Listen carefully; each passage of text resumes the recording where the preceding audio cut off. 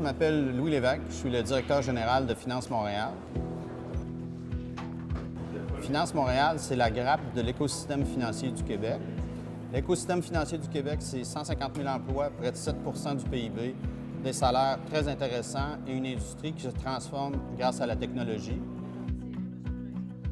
Pour nous, l'intelligence artificielle, c'est une opportunité extraordinaire de transformation dans le secteur financier.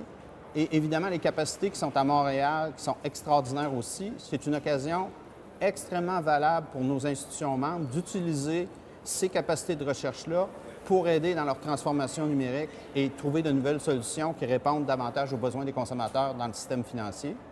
Et c'est pour ça que nous, à Finance Montréal, on est très heureux de s'associer avec un programme comme FinML qui va permettre justement une collaboration entre nos universités et nos institutions financières dans le développement d'apprentissage de solutions d'apprentissage machine appliquées au secteur financier.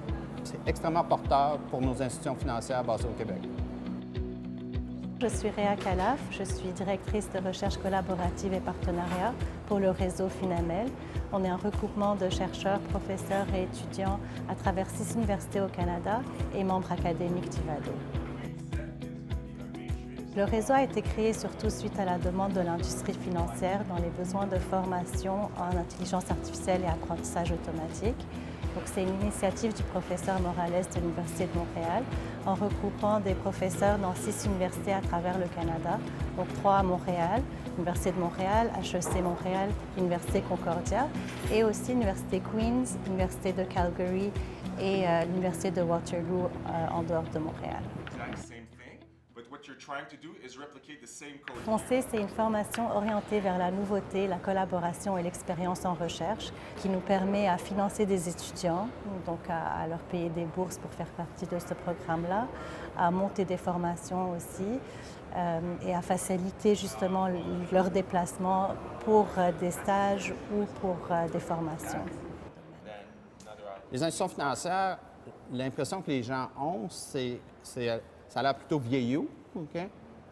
Mais ce sont les institutions qui utilisent le plus de la technologie dans l'ensemble de l'écosystème économique.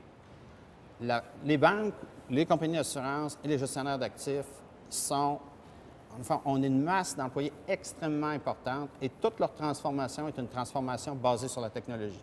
Quand on pense de la finance ou des banques ou des compagnies d'assurance, on a un peu un sentiment peut-être négatif envers eux, mais on voit de plus en plus à la fin de la recherche, à la fin de l'avancement de la recherche, où on voit des collaborations, par exemple, entre des banques sur des problèmes de cybersécurité, par exemple.